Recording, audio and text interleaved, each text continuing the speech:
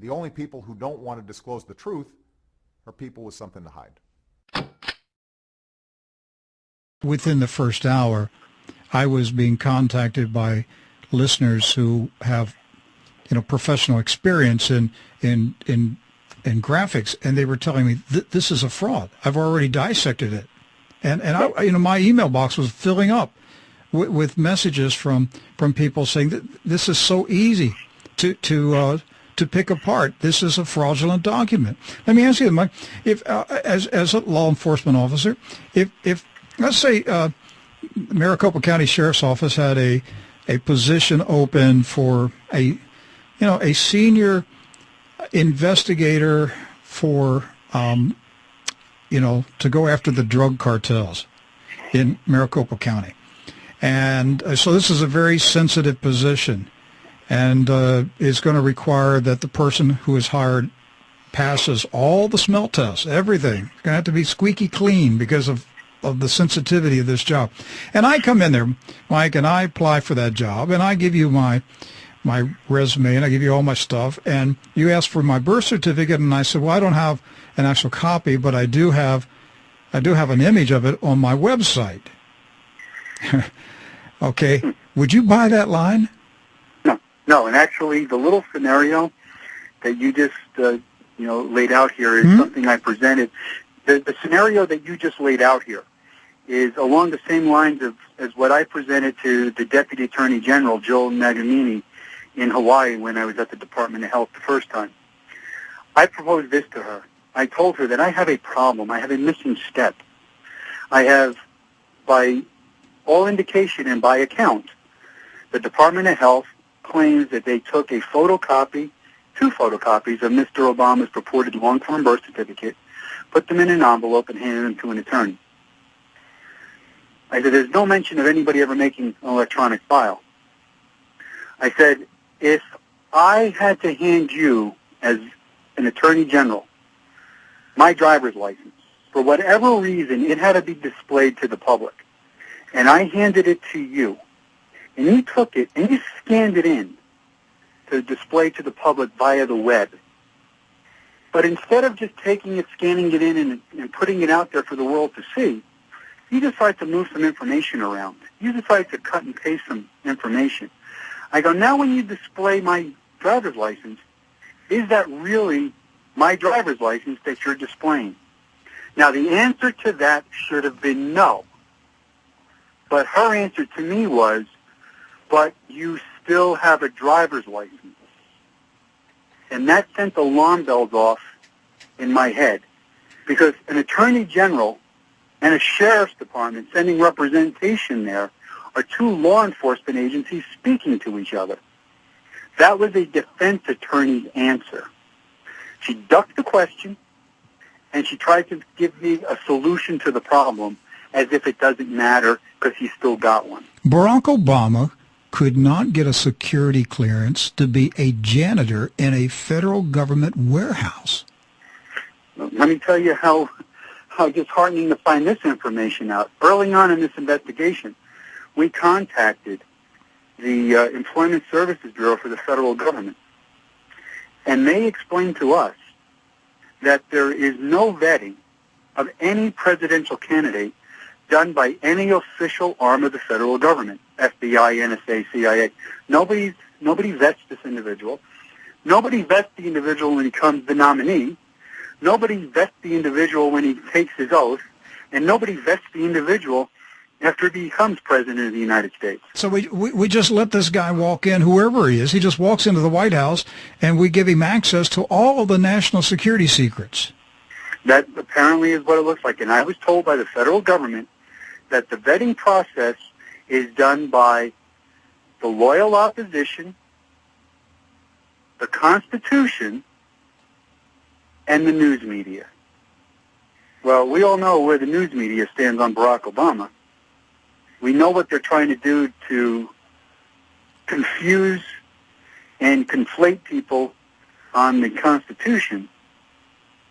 So what's left? The loyal opposition?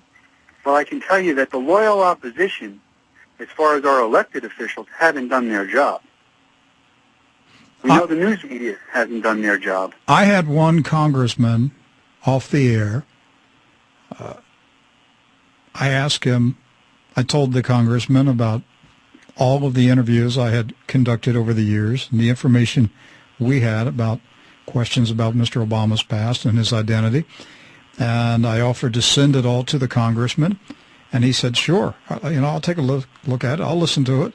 And I said, would you present it into the congressional record? Will you take it to the House Republican leadership? And he said, Rick, let me just be honest with you. It won't go anywhere. He said, we have been told by Speaker Boehner we are not to bring this subject up. Right. So the Republicans are in on the cover-up also. I would tend to agree with you. I think because it's a political,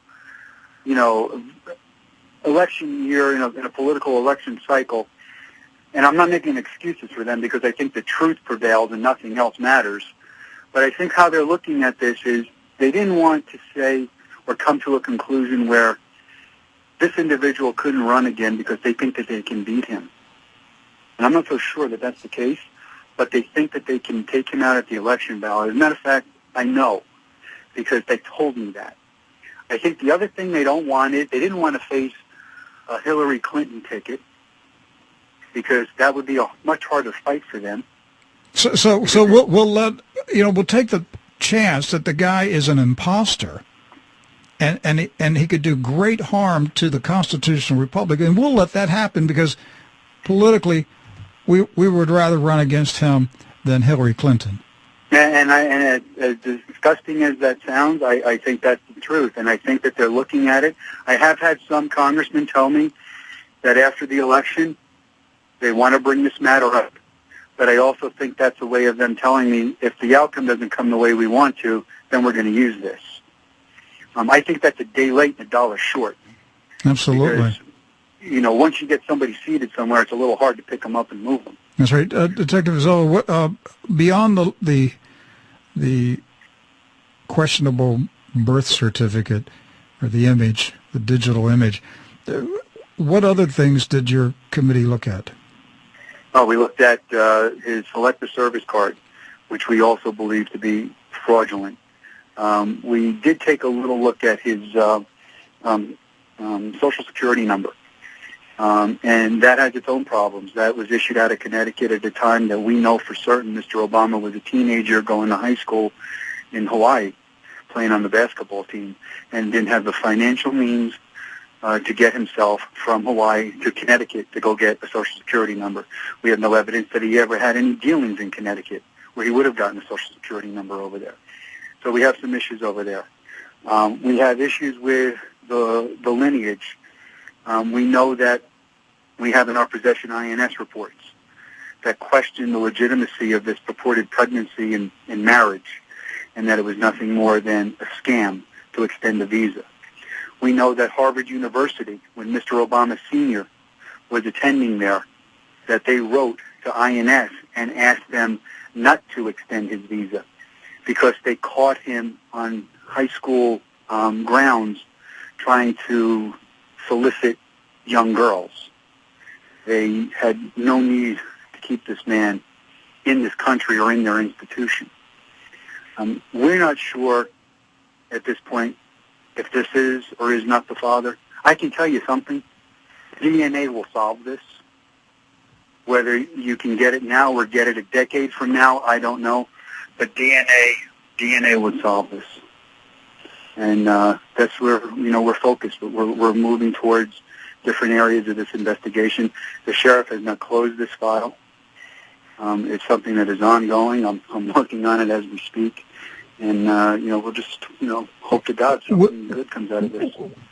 What legally, as far as law enforcement, what's the next step? Will the sheriff take it to a grand jury? There was talk about a citizens grand jury being formed in a different state, and we were asked to participate in. I don't know so much if we're going to be able to do that at this late date. From a law enforcement perspective, what is the next step? Will the sheriff take this information to a grand jury? Well, the sheriff has submitted, and I have submitted affidavits in the case in Florida that just got dismissed again. My understanding is that there was talk about a citizens grand jury being convened in the state, and I do believe that the sheriff would participate in that if that does happen. The sheriff has got a bit of a dilemma on his hands. He knows the information we have. He knows the seriousness of the situation, but you can't get anyone in Congress to look at it. And here's what, this needs a congressional investigation. I mean, my God, we spent how many millions to investigate steroids in baseball, and nobody wants to look at this. And this needs a congressional investigation. It needs a special prosecutor to oversee that, because you can't have anyone who answers to Eric Holder. You can't have anyone who answers to the DOJ. And that's what it's going to take to get the results. You have to have congressional subpoena power to get documents out of the state of Hawaii and have them finally fess up to what really happened.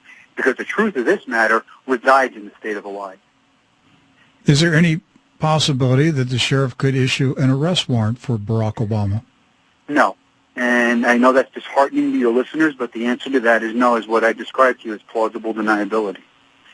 He never took possession of the document that we know. We have no indication that he knew about the document. Now, a whistleblower, on the other hand, could change that. But it wouldn't be from the sheriff of Maricopa County. This is a federal problem. You're not going to get a local sheriff put the bracelets on the sitting president of the United States. It's not going to happen. Well, I realize that he's not going to be able to handcuff him, although in my dreams I would like to see that happen. But I'm just wondering about the legal ramification and the public relations impact of an arrest warrant for the President of the United States. Right, and here's the problem. The sheriff has to turn information over to a prosecutor in the state of Arizona who would issue that warrant. Nobody's going to do that. Nobody's going to do it for the reason I just said. The chance of conviction is almost zero with plausible deniability. Now, that doesn't mean there isn't an individual out there who should be arrested, the person who created it and the person's involved in the conspiracy. But once you expose the conspiracy for what it is and prove beyond a doubt that this is a fraudulent document, and I have said that this document could never withstand judicial scrutiny. You couldn't take this PDF file, go into a courtroom, and convince a judge, I don't care what level judge, that this is true, authentic, and should be taken as evidence. They wouldn't take it. Have you taken the evidence to the local FBI office in Phoenix? The only people who don't want to disclose the truth are people with something to hide.